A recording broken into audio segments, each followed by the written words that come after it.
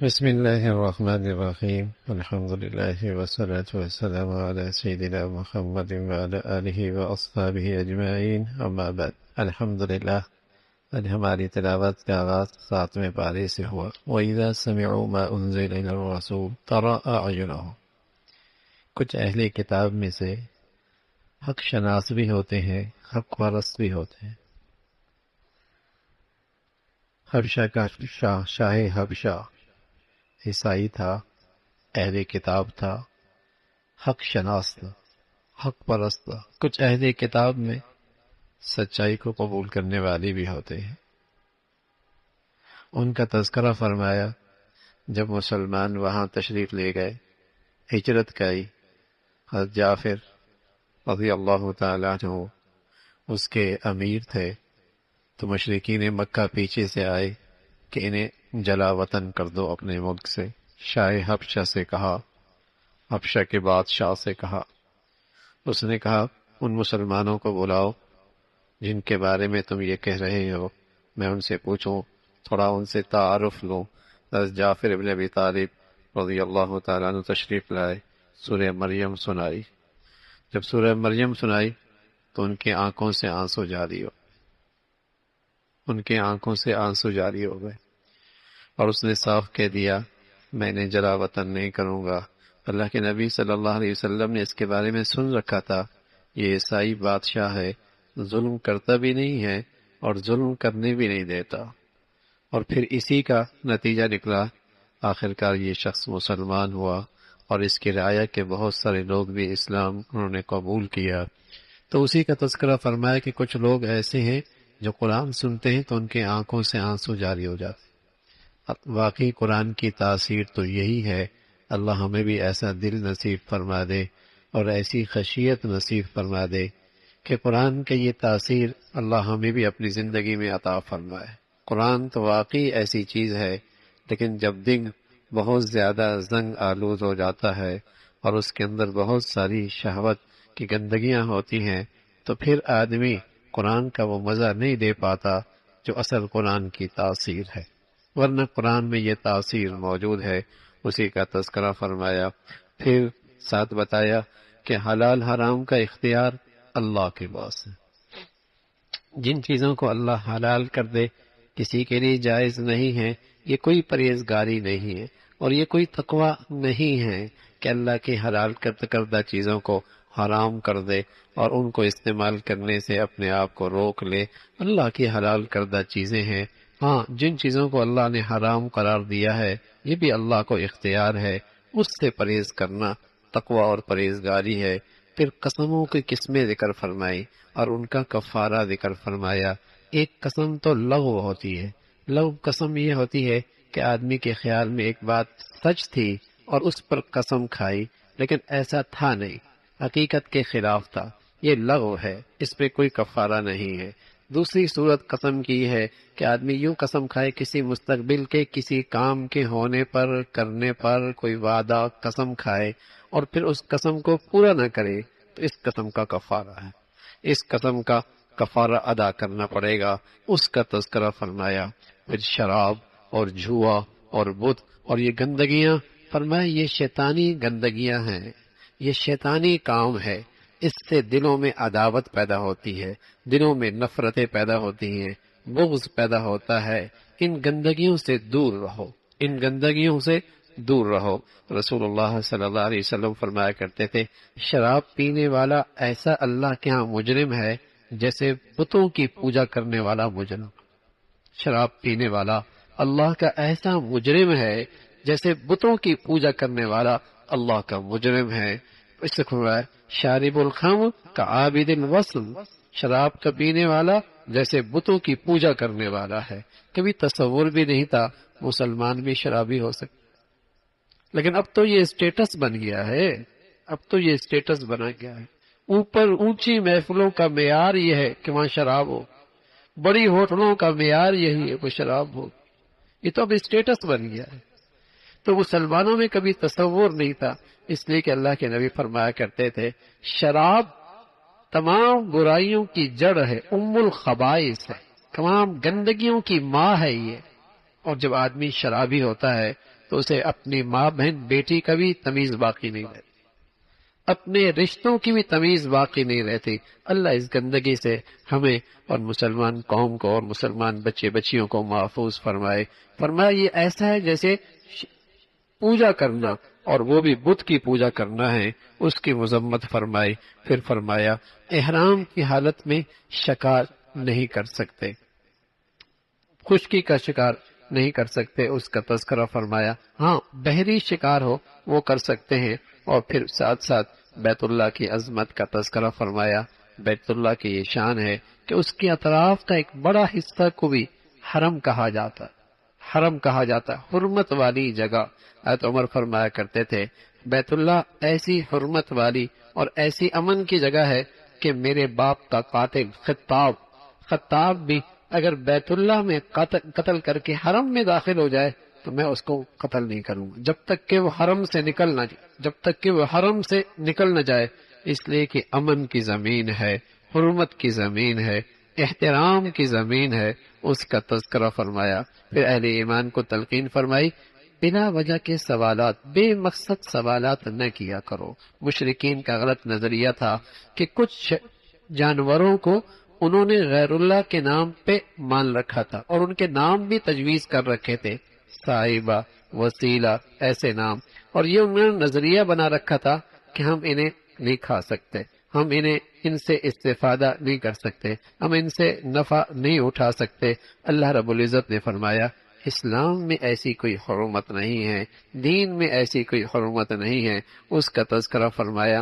پھر فرمایا کوئی آدمی دنیا سے جانے لگے اور اسے موت کے آثار نظر آنے لگے تو کچھ امور زندگی میں ایسے ہوتے ہیں جن کے بارے میں وصیت کرنی پڑتی ہے، کسی کا حق اس پہ ہوتا ہے، کسی کے ساتھ اس کا معاملہ ہوتا ہے، کسی کی ذمہ داری اس کے سپرد ہوتی ہے، تو ایسے موقع پہ وصیت کر لے، اور وصیت کے موقع پہ کچھ گواہ بھی بنا لے تاکہ بعد میں اختلاف نہ ہو اور غلط بیانی سے کوئی آدمی کام نہ لے، اس کا تذکرہ فرمایا۔ پھر قیامت کا تذکرہ ہے، اور قیامت میں سوال ہوگا، اور سب سے پہلے اللہ کے پیغمبروں سے سوال ہوگا کہ تم نے میرا پیغام پہنچایا اور لوگوں نے اس کا کیا جواب دیا، اور خاص طور پہ حضرت عیسیٰ علیہ السلام پر جو اللہ نے ان پہ احسانات فرمائے تھے، اللہ ان احسانات کا تذکرہ فرمائیں گے، معجزے دیے تھے اور تمہیں اللہ نے عزت بخشی تھی، اور ایک مرتبہ تمہاری قوم نے تم سے مطالبہ کیا کہ اللہ آسمان سے کھانوں کا دسترخوان بھیج دے۔ مائدہ، اس سورت کا نام مائدہ ہے، دسترخوان کو مائدہ کہتے ہیں۔ آپ کی قوم نے یہ آرزو کی اور آپ سے مطالبہ کیا، ہم نے آپ کے لیے آسمان سے کھانوں کا سجا، کھانوں سے بھرا دسترخوان زمین پہ اتار دیا اور یہ ساری نعمتیں تمہیں عطا فرما دی۔ کیا تم نے اس قوم کو یہ کہا تھا کہ وہ تمہاری اور تمہاری ماں کی پرستش کرے اور عبادت کرے؟ عیسیٰ علیہ السلام فرمانے لگے اے اللہ میری کیا مجال ہے کہ میں وہ بات کہوں جس کا مجھے حق نہیں ہے، اے اللہ میں نے تو انہیں تیری وحدانیت کا سبق دیا ہے کہ تیرے سوا کوئی حاجت روا مشکل کشا نہیں ہے، لیکن یہ نہیں مانے، اب آپ کی مرضی ہے، معاف کر دیں یا عذاب دیں، اس کا تذکرہ فرمایا۔ اللہ نے فرمایا یہ وہ دن ہے جہاں سچوں کی سچائی کام آئے گی، عقیدہ سچا، نظریہ سچا، عمل سچا، قول سچا، آج سچوں کی سچائی کام آئے گی اور اللہ اس پہ انہیں کامیابی عطا فرمائیں گے۔ پھر سورہ انعام کا تذکرہ ہے جس میں شروع میں اللہ کی حمد و ثنا ہے، اللہ کی بڑائی ہے، زمین و آسمان کا پیدا کرنے والا اور انسانوں کو مٹی سے پیدا کرنے والا، ایک مقرر حد تک پیدا کرنے والا، اور پھر موت آنی ہے اور موت کے بعد ایک نئی زندگی ہے۔ فرمایا زمین پہ چل پڑ کے تو دیکھو جنہوں نے پیغمبروں کا انکار کیا ان کا انجام کیا ہوا۔ یہ کہتے ہیں اے نبی ہم تیری مان لیتے لیکن تو ہم جیسا انسان ہے، الیاذ باللہ۔ فرمایا اگر میں فرشتہ بھیج دیتا تو پھر کہتے ہم فرشتے کی پیروی کیسے کریں، ہم فرشتوں کی نقل کیسے اتارے، ہم تو اگر میں نبی کو بھی انسانی شکل کے بجائے فرشتوں کی شکل میں بھیجتا، جب بھی یہ ضدی لوگ اور متکبر لوگ انکار کرتے، اس کا تذکرہ فرمایا۔ پھر اللہ کی بڑائی کا تذکرہ ہے، اور اللہ نے جو مسلمانوں کو ایک عقیدہ دیا ہے، عقیدہ کیا ہے؟ ایک انقلابی عقیدہ ہے کہ اللہ کی طرف سے سارے حالات ہیں، اگر اللہ کی طرف سے پکڑ آ جائے ساری دنیا اکٹھی ہو جائے بچا کوئی نہیں سکتا، اور اللہ رب العزت دینے پہ آ جائے، ساری دنیا اکٹھی ہو جائے، کوئی میرا بگاڑ نہیں سکتا۔ یہ ایسا انقلابی عقیدہ ہے جو آدمی کو ساری دنیا سے بے نیاز کرتا ہے اور ایک اللہ کے در کا محتاج بناتا ہے۔ وَإِن يَمْسَسْكَ اللَّهُ بِضُرٍّ، اللہ پکڑنے پہ آئے کوئی نہیں بچا سکتا، اور اللہ بچانے پہ آئے کوئی نہیں پکڑ سکتا، کوئی بندش نہیں کر سکتا بھائی اگر اللہ نہ چاہے، اور کوئی بندش نہیں ہٹا سکتا اگر اللہ نہ چاہے تو۔ وَهُوَ الْقَاهِرُ، غالب ذات وہی ہے۔ یہ عقیدہ اندر آ جائے، آدمی در در پہ ٹھوکریں نہ کھائے اور در در پہ سر نہ مارے اور غیر اللہ کے سامنے نظر و نیاز نہ کرے، اس اللہ کو راضی کرے گا جس کے ہاتھ میں سب کچھ ہے۔ بتایا اس سے بڑا کون ظالم ہے جو اللہ کی شان میں گستاخی کرتا ہے اور اللہ کے بارے میں بہتان باندھتا ہے۔ اس کا تذکرہ فرمایا انہیں اللہ کی دعوت دی گئی، انکار کیا، لیکن جب جہنم کی آگ پہ کھڑے ہوں گے تو کہا جائے گا اب مانتے ہو؟ کہیں گے اے اللہ واپس لوٹا دے، تم تو سمجھے تھے کہ بس یہی زندگی ہے، کوئی مرنے کے بعد زندگی نہیں ہے، تم تو یہی سمجھے تھے یہی زندگی ہے، مرنے کے بعد کوئی زندگی نہیں۔ اللہ کریم کہہ رہا ہے یہ زندگی تو کھیل تماشا ہے۔ جیسے بچہ سمندر کے کنارے ریت کے اندر پاؤں رکھتا ہے، گھر بناتا ہے، پھر اس کو توڑ دیتا ہے، پھر گھر بناتا ہے، پھر توڑ دیتا ہے۔ فرمایا دنیا تو ایسے ہی کھیل تماشا ہے، کوئی آ رہا ہے کوئی جا رہا ہے، کہیں گھر میں آبادی ہے کہیں گھر اجڑ رہا ہے، کہیں گھر میں ویرانی ہے کہیں آبادی ہے۔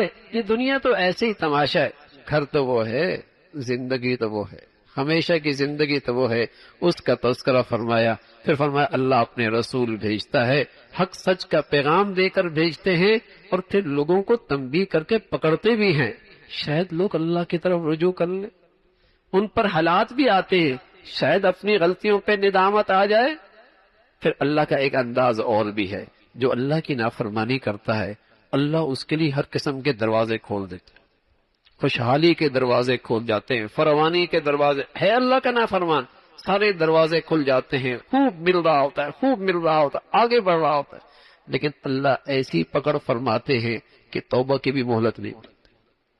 ہاں میرے عزیزوں، گناہوں کی زندگی ہو، گناہوں کی زندگی ہو اور دنیا میں ترقی ہو رہی ہو، یہ بہت خطرے کی بات۔ گناہوں کی زندگی ہو اور پھر اللہ اور دے رہا، یہ بڑے خطرے کی بات ہے، یہ ڈھیل ہے، یہ استدراج ہے، اور ایک ایمان والا ہے اللہ کا فرما بردار ہے، پھر آزمائش میں یہ خطرے کی بات نہیں، اللہ اس کی بھول چوک بھی اس آزمائش کے ذریعے معاف کرنا چاہتا ہے اور اپنے قرب کا اعلیٰ درجہ دینا چاہتا ہے۔ اسی کا تذکرہ فرمایا بار بار اللہ کی طرف سے تنبیہ آتی ہے تاکہ لوگ اللہ کی طرف لوٹ آئیں۔ پھر اللہ رب العزت نے ایمان والوں کو تلقین فرمائی، جہاں ایسی باتیں ہو رہی ہوں جس میں دین کا مذاق اڑایا جا رہا ہو، ایسی صحبت میں نہ بیٹھو، ایسی صحبت میں نہ بیٹھو جہاں دین تمہارا خراب ہو رہا ہے، یا دین کے بارے میں شک و شبہات پیدا ہو رہی ہیں، یا دین کے بارے میں غلط فہمیاں پیدا ہو رہی ہیں، اپنے آپ کو ایسی صحبت سے بچاؤ۔ لیکن آج ہمارے بچے بچیاں جن تعلیمی اداروں میں پڑھتے ہیں وہاں کافر تو نہیں بنتے، لیکن انہیں مسلمان بھی، اسلام پر بھی اعتماد باقی نہیں رہتا، بدقسمتی سے انہیں اسلام پر بھی اعتماد باقی نہیں رہتا۔ ایسے شکوک ڈالے جاتے ہیں، ایسی غلط فہمیاں پیدا کی جاتی ہیں، ایسی دین کی بنیادی چیزوں کے بارے میں بد اعتماد کیا جاتا ہے، حدیث پہ ایمان چلا جاتا ہے، حدیث پہ ایمان نہیں، حدیث پہ ایمان نہیں ہے، قبر کی زندگی پر ایمان نہیں ہے، معجزات پر ایمان نہیں ہے۔ تو ایسی غلط صحبت سے جس سے مسلمانوں کا دین خراب ہو، اس سے روکا ہے، اس کا تذکرہ فرمایا۔ پھر حضرت ابراہیم علیہ الصلوۃ والسلام کا تذکرہ فرمایا، آپ کی پیدائش ایسے گھر میں ہوئی جہاں بتوں کے مجاور بت بنایا کرتے تھے، بیچا کرتے تھے، اور اللہ نے ابراہیم علیہ الصلوۃ والسلام کو توحید کا عقیدہ اور توحید کا علم بردار بنایا۔ قوم پیچھے بڑھ گئی، سمجھایا، سورج چاند دیکھا، فرمایا یہ خدا ہے، وہ تو غروب ہو جاتا ہے، سورج دیکھا یہ بھی غروب ہو گیا، فرمایا یہ خدا نہیں ہے جو آئے اور چلا جائے، میری ذات اللہ کی ذات تو وہ ہے جو ہمیشہ سے ہے، ہمیشہ رہے گی۔ فرمایا ایمان اسی کا قابل قبول ہے جس میں شرک کی آمیزش نہ ہو، جس میں شرک کی ملاوٹ نہ ہو، ایسے ہی شخص جہنم سے امن میں ہے اور ایسا ہی شخص ہدایت میں ہے۔ پھر انبیاء علیہ الصلوۃ والسلام کی ایک تفصیل ہے، کئی سارے نبیوں کا تذکرہ فرمایا اور فرمایا وہ سب توحید کے علم بردار تھے، وہ سب توحید کے جس پہ راہرو تھے، توحید پہ چلنے والے تھے، اس کا تذکرہ فرمایا۔ پھر اللہ کی کتاب قرآن ہے، یہ ساری آسمانی کتابوں کی تصدیق کرنے والی ہے، سچے مضامین کی تصدیق کرنے والی ہے۔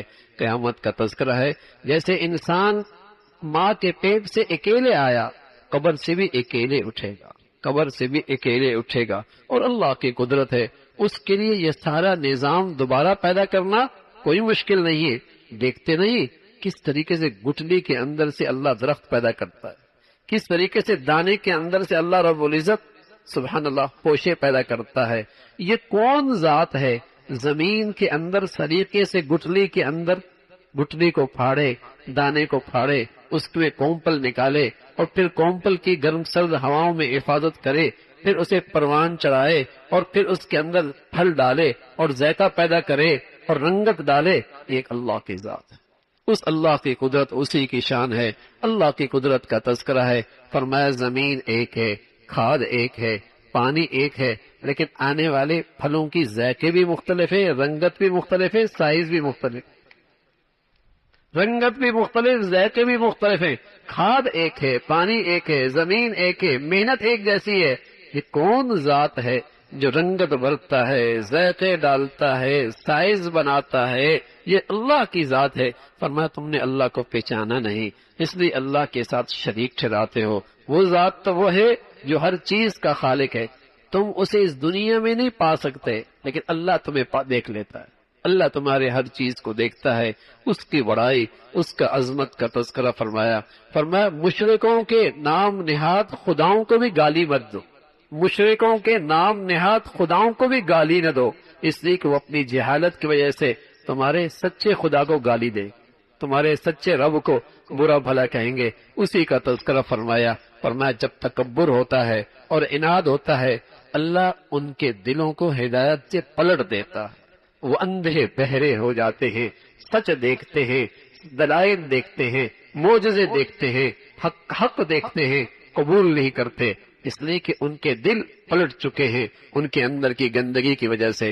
اللہ رب العزت ہمیشہ ہدایت کی زندگی دے اور ہدایت پہ خاتمہ نصیب فرمائے۔ سبحانک اللہم و بحمدک، نشہد ان لا الہ الا اللہ، نستغفرک و نتوب الیک۔